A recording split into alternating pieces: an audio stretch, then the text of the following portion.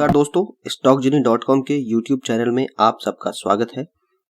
इस वीडियो में हम जानेंगे कि फंडामेंटल एनालिसिस क्या होता है और किस तरह से ये हमारी हेल्प करता है किसी भी कंपनी के फ्यूचर की वैल्यूएशन करने में, ताकि हम अच्छी कंपनी में सही समय पर इन्वेस्ट कर पाएं। फंडामेंटल एनालिसिस बेसिकली किसी भी कंपनी का 360 डिग्री हेल्थ चेकअप होता है, जो कंपनी की करंट एंड फ्यूचर वैल्यू को जानने में हमारी मदद करता है। किसी भी कंपनी के फंडामेंटल एनालिसिस करने के लिए कुछ फाइनेंशियल रेशो के बारे में जानना और उन्हें समझना बहुत जरूरी है, जैसे EPS earning per share, PE ratio, PB ratio, ROE return on equity, ROI return on investment, debt और प्रॉफिट के बारे में। तो आइए दोस्तों, सबसे पहले समझते हैं कि ईपीएस यानी अर्निंग पर शेयर क्या होता है। कंपनी के प्रॉफिट का वह हिस्सा जो कि कंपनी के स्टॉक के हर शेयर्स में बराबर बढ़ता है, मतलब प्रत्येक शेयर पर कंपनी जितना अर्न करती है उसे ईपीएस कहते हैं। अर्निंग पर शेयर को कैलकुलेट करना बहुत आसान है। ईपीएस कैलकुलेट करने के लिए कंपनी के टोटल प्रॉफिट कंपनी के टोटल आउटस्टैंडिंग शेयर से डिवाइड कर देते हैं। आइए एक एग्जांपल से समझते हैं ईपीएस के बारे में। मान लीजिए कोई कंपनी ए है जिसका टोटल प्रॉफिट है 100 करोड़ और उसके पास टोटल आउटस्टैंडिंग शेयर्स हैं 10 करोड़, तो कंपनी ए का अर्निंग पर शेयर हुआ 10 रुपीज।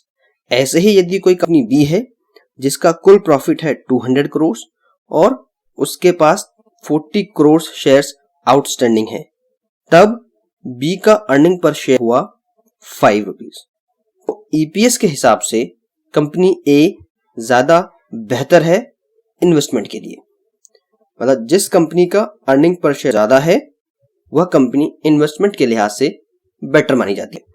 आइए जानते हैं नेक्स्ट फाइनेंशियल रेशो के बारे में, जो है पीई रेशो। पीई रेशो एक बहुत ही इंपॉर्टेंट फाइनेंशियल रेशो है जो किसी भी कंपनी के स्टॉक की फ्यूचर वैल्यूएशन जज करने में हमारी मदद करता है। पीई रेशो एक बहुत ही इंपॉर्टेंट फाइनेंशियल रेशो है किसी भी कंपनी के स्टॉक की फ्यूचर वैल्यूएशन जज करने में। पीई रेशो बेसिकली इंडिकेट करता है कि कंपनी के अर्निंग्स के लिए मार्केट कितना पे कर सकता है या कर रहा है। आइए जानते हैं पीई रेशो को कैसे कैलकुलेट करते हैं। पीई रेशो जानने के लिए हमें बस कंपनी के स्टॉक प्राइस को उसकी ईपीएस यानी अर्निंग पर शेयर से डिवाइड करना होता है।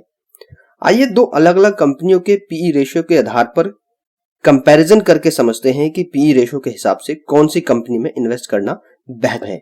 प्राइस, मान लीजिए दो कंपनी है ए और बी जिनका स्टॉक प्राइस बराबर है 400 रुपीज, लेकिन कंपनी ए का जो ईपीएस है वो 10 रुपीज है और बी का जो ईपीएस है अर्निंग पर शेयर है वो है 5 रुपीज, जैसा कि हमने लास्ट एग्जांपल में देखा था। तो कंपनी ए का जो पीई रेशियो हुआ वो हुआ 40 रुपीज, जिसका मतलब है कि एवरी 1 रुपी अर्न करने के लिए, प्रत्येक 1 रुपया अर्न करने के लिए मार्केट से 40 रुपीज पे कर रहा है। और कंपनी बी का रेशियो यदि हम निकालें तो बी का रेशियो होगा, पीई रेशियो हुआ 80। इसका मतलब है कि 1 रुपये अर्निंग के लिए मार्केट कंपनी को 80 रुपीज पे कर रहा है। और हाई पीई का मतलब होता है कि इन्वेस्टर को इस कंपनी से ज्यादा रिटर्न्स की उम्मीद है, लेकिन स्टॉक का पीई रेशो कम और ईपीएस ज्यादा है, तो इसका मतलब होता है कि कंपनी फ्यूचर में अच्छे रिटर्न दे सकती है और उस कंपनी में पैसा लगाना या इन्वेस्ट करना एक बेटर इन्वेस्टमेंट आइडिया हो सकता है।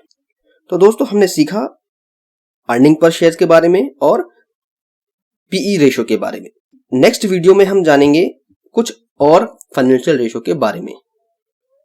तो दोस्तों, यदि आपको ये वीडियो पसंद आई हो तो प्लीज लाइक कीजिएगा, कमेंट कीजिएगा और हमारे चैनल को सब्सक्राइब जरूर कीजिएगा यदि आपने अभी तक हमारे चैनल को सब्सक्राइब नहीं किया है तो।